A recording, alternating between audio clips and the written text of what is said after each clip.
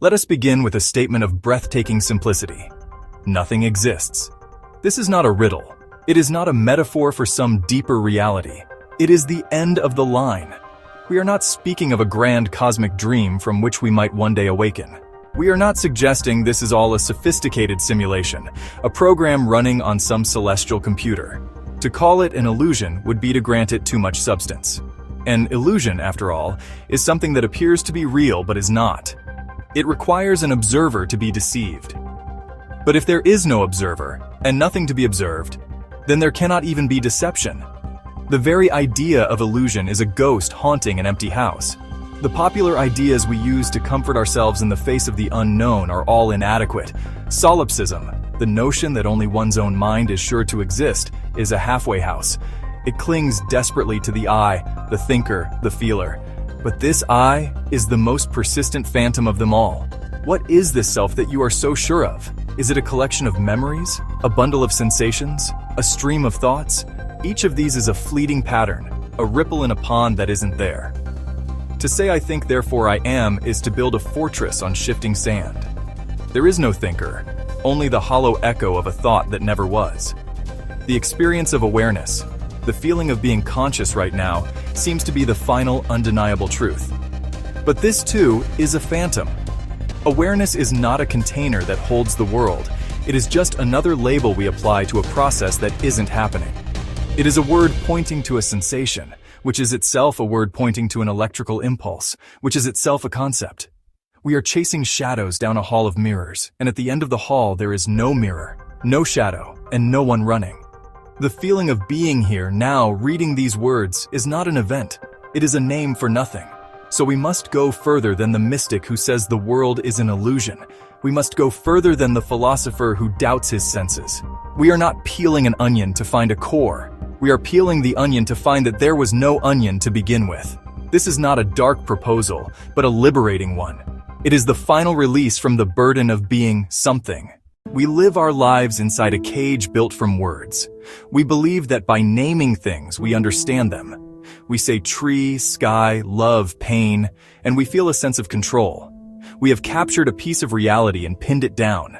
But this is a profound misunderstanding. The word is not the thing. The symbol is not the reality. The menu is not the meal. In the non-existence perspective, this goes a step further. Not only is the symbol not the reality, but there is no reality for the symbol to point to. Language is a game of ghosts pointing at other ghosts, a closed loop of empty signifiers in an infinite regress. Consider the word existence. We use it as if it means something solid, something fundamental. But what is it? Can you hold it in your hand? Can you see it under a microscope?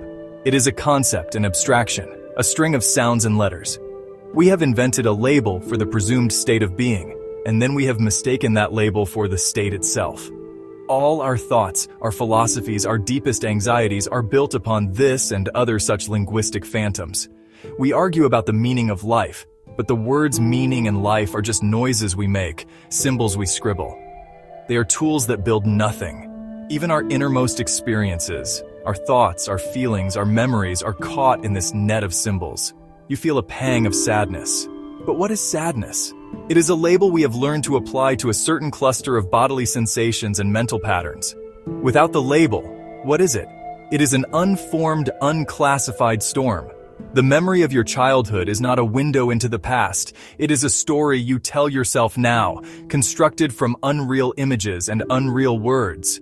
The very act of thinking is just the shuffling of these empty symbols. This is the ultimate tyranny of language. It forces us to create a world where there is none. It demands that we slice up a seamless nothingness into discrete objects, concepts, and events. I, you, this, that. These are the foundational lies upon which all other lies are built. To truly grasp the non-existence perspective is to see language for what it is, a beautiful, intricate, and utterly hollow piece of machinery. It is a map with no territory, a guide to a city that was never built. To become free is to fall silent, not because you have no words, but because you see there is nothing to say.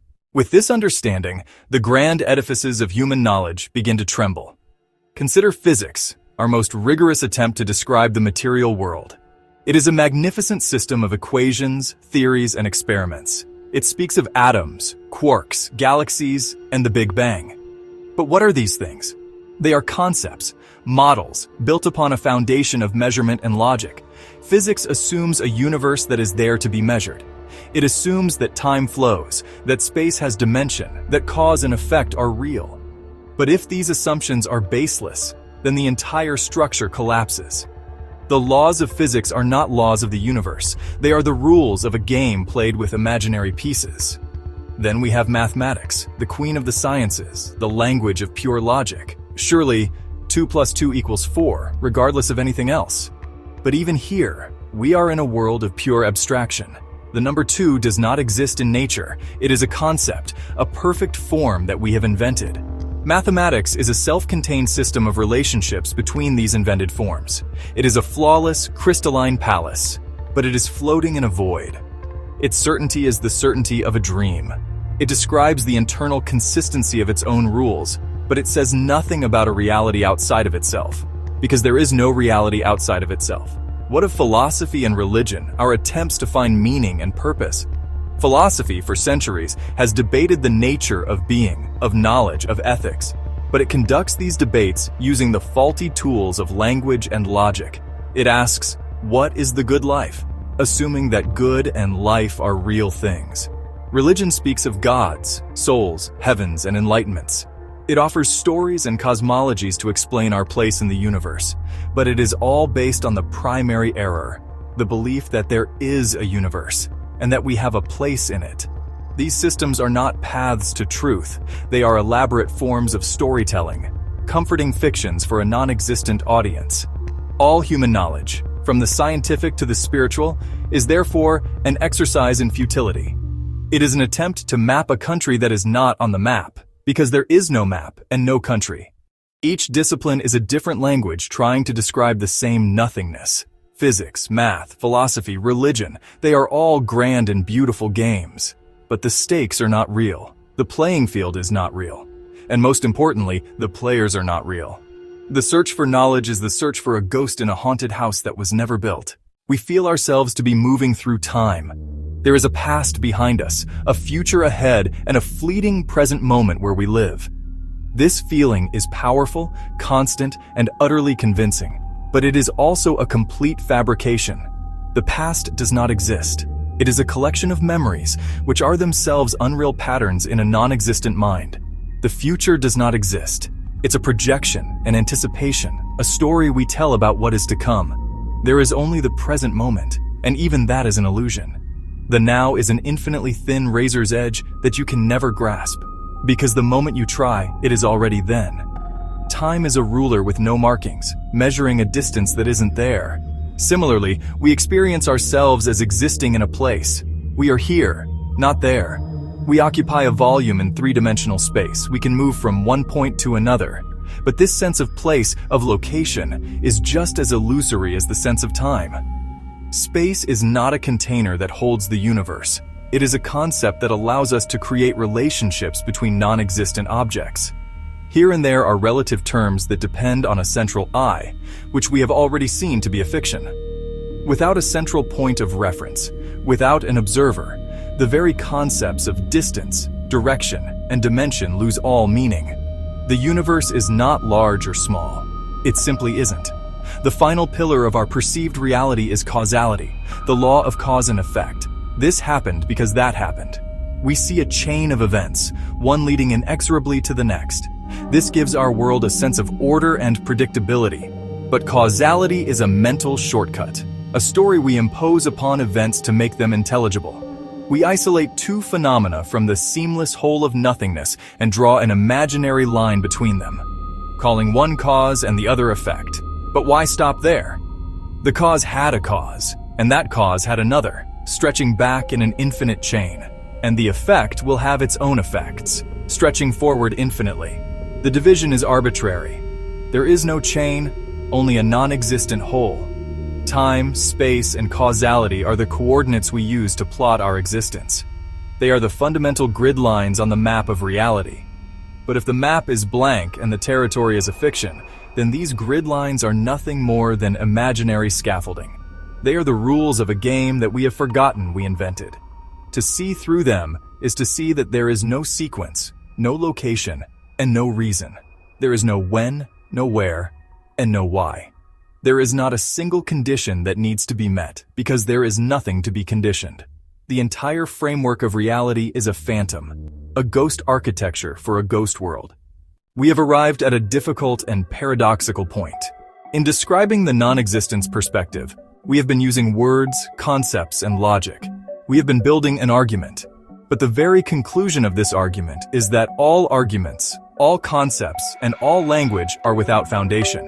Therefore, this perspective must apply to itself. The statement, "nothing exists," is, by its own logic, a part of the nothing it describes. It is a thought that denies the existence of thought. It is a pointer that insists there is nowhere to point. The perspective ruthlessly dismantles the very branch it is sitting on. This is not a weakness of the philosophy. It is its ultimate expression of consistency. A true non-existence cannot allow for a theory of non-existence to be real. Such a theory would be a something, an exception to the rule. Therefore, the non-existence perspective must consume itself. It is a self-erasing statement, a sentence that wipes itself from the page as it is being written. It is not a destination to arrive at, a new belief system to adopt. It is a process of tearing down that, when complete, tears down the terror down. It leaves not even the idea of non-existence behind. So what is one to do? There is nothing to do. There's no one to do it. The attempt to understand this is already a step in the wrong direction, for it implies a mind that can understand and a concept to be understood. The attempt to experience this is also a mistake, for it implies a self that can have an experience. Any action, any thought, any feeling that arises in response to these words is just another ripple in the non-existent pond. The final step is to see that there are no steps to take. The path and the destination were never there. We are left then in a place beyond silence. A true silence implies an absence of sound, which is a concept. This is a silence where there was never any possibility of sound in the first place. To even say nothing exists is to have said too much. The statement posits a speaker, it posits a language, it posits a concept of nothing and a concept of existence. But there is no speaker, no statement, no thought. The final truth cannot be spoken, not because it is too profound, but because there is no truth and no one to speak it. The last word is an unuttered, unthought, absolute stillness.